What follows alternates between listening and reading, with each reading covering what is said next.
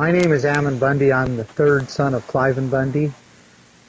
I prepared this video for a couple reasons. One is a lot of people have asked me about the direction this country is going and what I feel is the main concern that we should be worried about.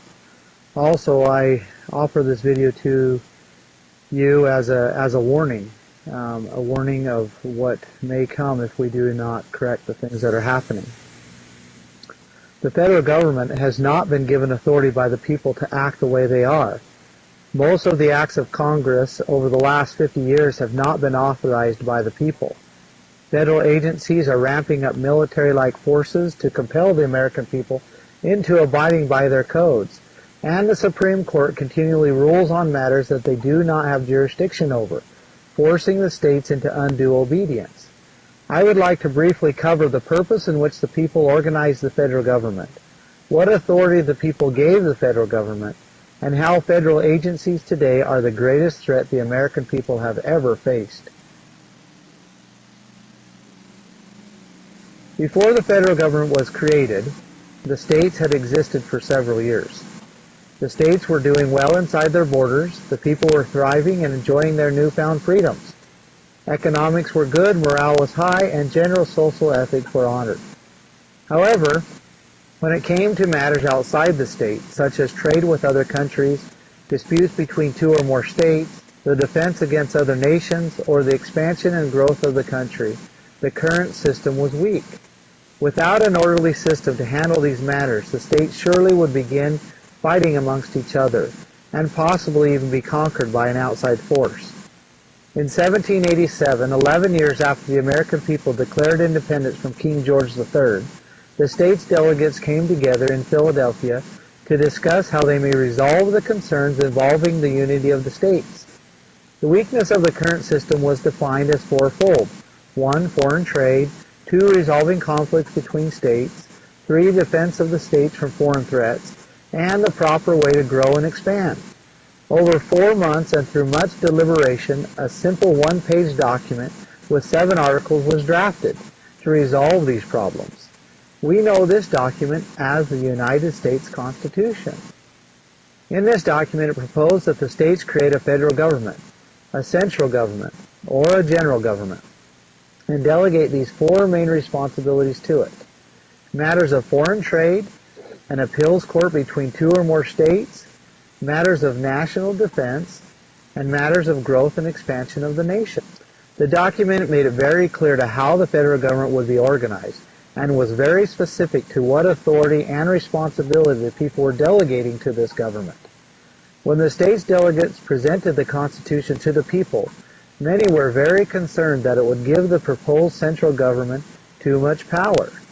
The delegates assured the people through many written and verbal communications that the Constitution was drafted to only give very specific power to the federal government, only enough power to perform the specific duties listed.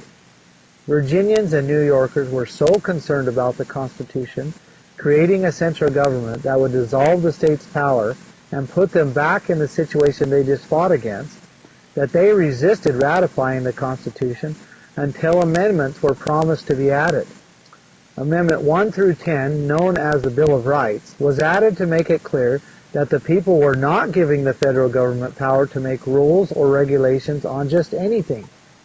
Amendment 10 alone reads that if it is not listed in the Constitution, then the federal government does not have authority from the people to be making laws or acting on it. The people, through the Constitution, gave the federal government authority to act for 1. International trade; national defense, including border security; serve as an appeals court so 2 or more states can resolve conflicts; administer acquired or conquered land until the land becomes a state, along with a few other listed responsibilities such as post offices. Beyond these, they have not been given authority from the people or the states. Beyond these, the states and therefore the people have reserved the power to themselves. For example, let's look at our schools. Where in the Constitution does it list the federal government's authorization to administer and regulate education? It does not. Where in the Constitution does it list the federal government's authority to administer and regulate the environment? It does not. Where does it list the federal government's authority to own or control mass amounts of land inside the state? It does not. And where does it list the federal government's authority to administer and regulate public health and safety? It does not. So I ask you this question. If the federal government does not have authority from the people to be acting the way they are, then with what authority are they acting on? Can the legislative, executive, or judicial branches of the federal government act on anything or on everything? Can Congress make acts of law for anything they desire? Can the executive branch administer on any regulation they wish? Can the Supreme Court rule on every matter? Have the people given them authority to do this? And if not, then by what authority are they acting on?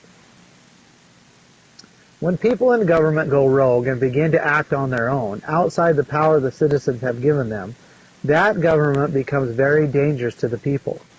When people in government, bureaucrats, assume they can regulate on anything and on everything, then that is exactly what they do, and the liberties of the people are taken away. When the people push back, and they always do, the bureaucrats view those pushbacks as a threat to their power, and in almost every case in history, they begin to murder their own people. Over 170 million people in the 20th century alone have been murdered by people in their own government, after these governments achieved unchecked authority. The founders understood this danger. They listed very clearly what the federal government has authority to do, and beyond these, no power was or has been given. We American people are in a very precarious situation, whether we acknowledge it or not. We have a U.S. Congress that legislates acts for anything, acts that protect plants over people, putting citizens in prison for accidentally stepping on them, acts that can land you in jail for using the wrong light bulb, acts that force you to get health insurance or be fined and eventually imprisoned, acts that regulate the allowed temperature you can keep your home. The list goes on and is added to in every session. The majority of the acts of Congress today are illegal. They do not fall under the enumerated responsibilities the people delegated to them, and they break the constituted agreements between the states and the federal government. However, as bad as Congress may be, the executive branch is by far worse. They take these acts of Congress and manipulate them into anything they wish. They file in the Federal Registry codes that in their view are federal law, making these already unauthorized acts of Congress into tools to give federal agencies unlimited power. With military-like force, they come down upon the American people and threaten them with compliance to their codes, none of it authorized by the people. These agencies have found a way to create their own laws without the people's elected representatives. Over the past several decades, they have been organizing their own law enforcement regiments, building their own prison systems, and appointing their own judges. With this fraudulent system, they can arrest, prosecute, and incarcerate the American people for non-compliance to their arbitrary rules. All of this is done outside the proper legal system sanctioned by the people, making it futile for the American people to get justice when caught in this counterfeit judicial system, and making it feasible for bureaucrats to embezzle, abuse, oppress, incarcerate, and even murder the American people without afterwards even as much as an investigation. The American people are in a very precarious situation. To sum things up, the people created the federal government to perform specific duties that were better performed by a central government. The people gave the federal government authority to only perform those certain duties. The U.S. Constitution lists those certain duties. The federal government has neglected those duties, and U.S. Congress, with no respect for the people, are making acts way outside the list of authorized duties. Current and past presidents have created hundreds of federal agencies that have nothing to do with the listed responsibilities. And now these federal agencies have become so powerful that not even Congress or the president can rein them in or defund them. These bureaucrats today understand that the American people are becoming weary to their actions. They are building up forces so they can stay in power when the American people finally realize that they are no more than modern-day conquerors, just self-appointed predators. Now, two questions. Are law-abiding citizens obligated to obey unauthorized laws, codes, or regulations? And is it the duty of the citizen to make sure people in government only exercise on the authority given them? To present such gloomy information without some solution would not seem honorable. Yes, the above facts are alarming and extremely concerning. History is repeating itself. But there is a way that we can protect our liberties from the buffetings of these bureaucratic bullies. It is not easy, but I have personally seen it happen successfully several times. One of the founding principles that this nation was built upon is the right to local self-government and the protection of it. Federalism by doctrine means that each level of government checks and balances the other levels. When any level of government begins to act outside the authority the people have given it, it is the right and the duty of the people and other levels of government to put that government back in its place. As a prudent society, we have been wilted into thinking that the way to check and balance government is through the courts. This is simply not true for many reasons. The only way to ultimately check and balance and preserve liberties is by not allowing the action to continue. Federal, state, counties, and most important, the people, must not comply under any circumstance to legislation or regulation that violates the constituted agreements made with each other. We have found ourselves in this precarious situation because either we are ignorant to the constituted outlines or we are not brave enough to stand when we know something is not right. What the federal government is doing is illegal and will continue to destroy our freedoms until there are none left. The people must not stand for it. We have been the land of the free because of the brave. And if we do not exhibit bravery, suppressing fear, we cannot be free. This is an eternal principle. It is time for you to organize those around you and insist that your state, your county, your schools, and your city, and yourselves do not comply to the illegal, arbitrary action of the federal government. As you do this from time to time, you may have to rely on the people for protection. No, the time is now. We're doing it. No, the time is to push these people back so they can do the same. Push them back so they can do the same. We respect the authorities, county.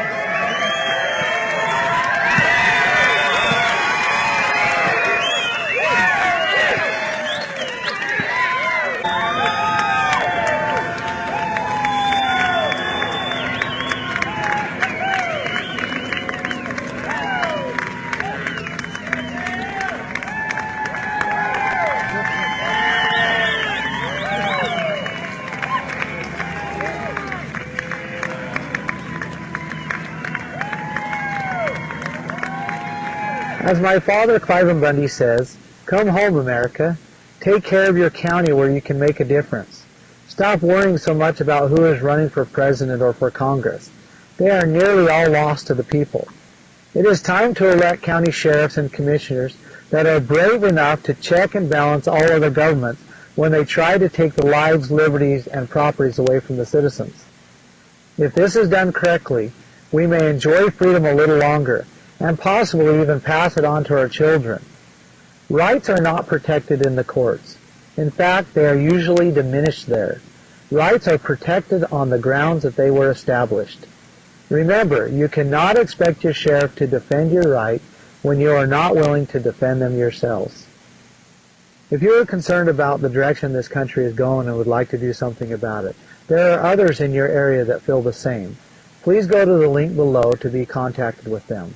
Thank you.